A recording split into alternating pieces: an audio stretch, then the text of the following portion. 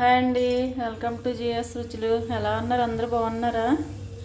ఈరోజు చేసే రెసిపీ అండి బియ్యపు రవ్వ ఉప్మా. చాలా టేస్టీగా ఉంటుంది. దానికి మెయిన్ పెసరపప్పు అండి. పెసరపప్పు వేసుకుని చేసుకుంటే చాలా బాగుంటుంది. దానికి కావాల్సిన పదార్థాలు: బియ్యపు రవ్వ గ్లాసు, 4-5 స్పూన్లు పెసరపప్పు వేసుకోవాలి, క్యారెట్, బంగాళాదుంప ముక్కలు, ఉల్లిపాయ, పచ్చిమిరకాయ, కరివేపాకు. ఇప్పుడు మనం ప్రాసెస్లోకి వెళ్ళిపోదాం.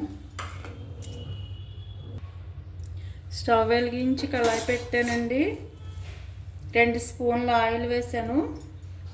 ఇప్పుడు మనం తాలింపు గింజలు వేసుకుందాం.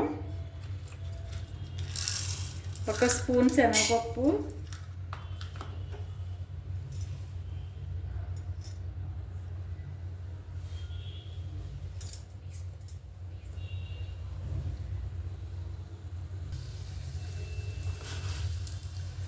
1 స్పూన్ మినపప్పు,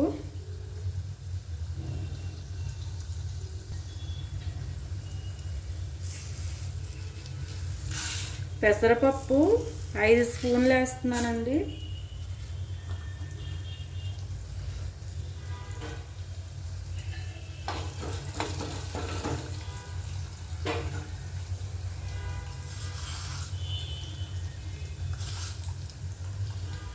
ఆవాలు 1 స్పూను,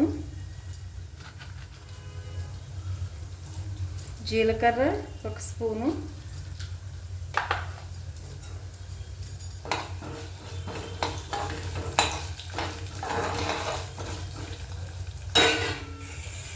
పెసరపప్పుతో బియ్యపు రవ్వతో ఉప్మా చేసుకుంటే చాలా టేస్టీగా ఉంటుంది. అలాగే పెసరపప్పు కూడా మంచి ప్రోటీను. ఇవన్నీ వేగిన తర్వాత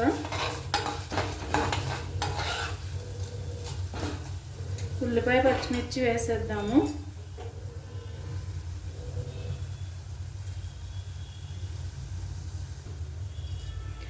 ఇప్పుడు కరివేపాకు వేస్తున్నాను. అలాగే ఉల్లిపాయ, పచ్చిమిర్చి కూడా వేసేస్తున్నాను.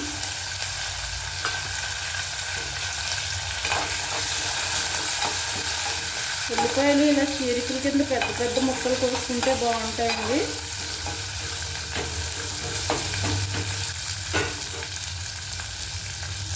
అలాగే ఆలు, క్యారెట్ ముక్కలు,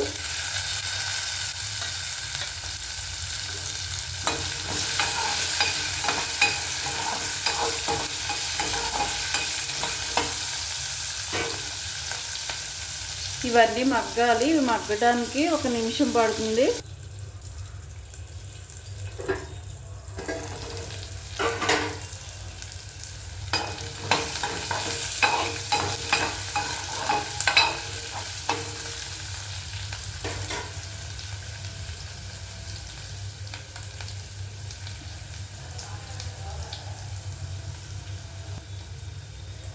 ఇప్పుడు వాటర్ పోసేద్దామండి. గ్లాస్ రవ్వకి 2 గ్లాసులు వాటర్ పోసుకోవాలి. అప్పుడు మనకి ఉప్మా పొడిగా ఉంటుంది, చాలా బాగుంటుంది. ఇప్పుడు మనం సాల్ట్ వేద్దాం. 2 స్పూన్లు సాల్ట్ వేసాను. ఒకసారి అన్నీ కలుపుకుందాం.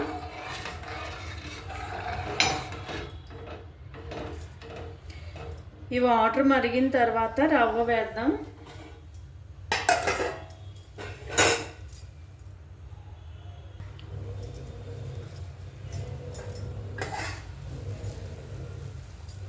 వాటర్ మరుగుతుందండి.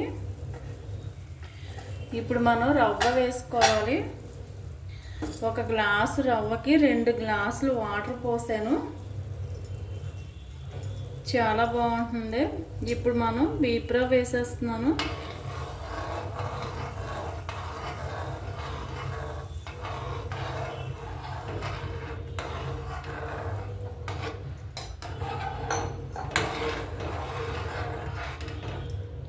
రవ్వ వేసిన తర్వాత ఒకసారి సాల్ట్ చూసుకోండి.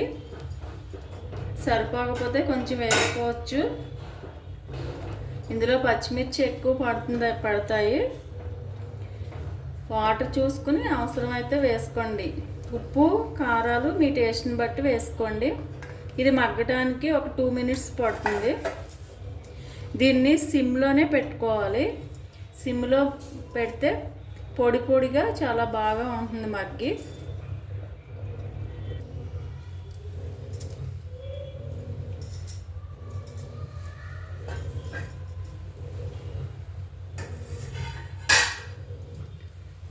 అయిపోయిందండి, మగ్గిపోయింది.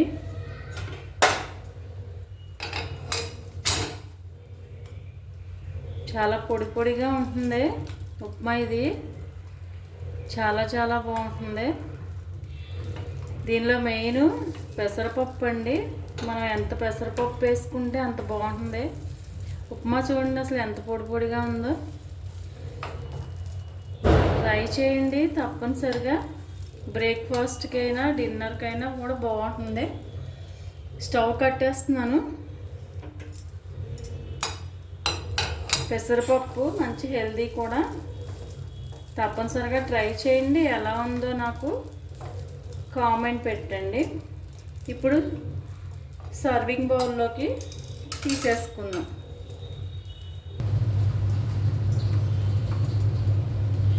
బియ్యపు రవ్వ ఉప్మా పెసరపప్పుతో పల్లీ చట్నీ, నిమ్మకాయ పిండుకొని తింటే చాలా చాలా టేస్టీగా ఉంటుందండి. తప్పనిసరిగా ట్రై చేసి చూడండి. అలాగే నా వీడియోని లైక్ చేయండి, షేర్ చేయండి, సబ్స్క్రైబ్ చేసి నన్ను సపోర్ట్ చేయండి. Thank you.